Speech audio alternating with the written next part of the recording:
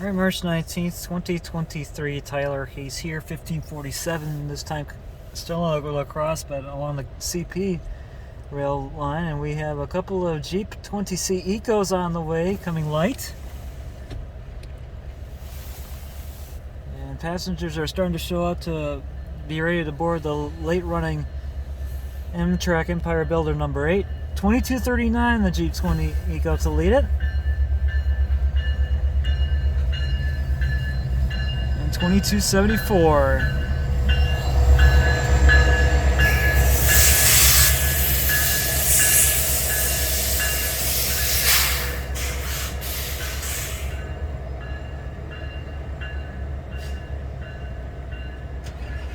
So just finished yard switching in the yard back behind them.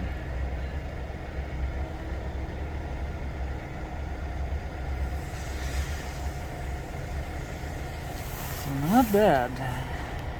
Of that CP local that did all the work at the yard in La Crosse.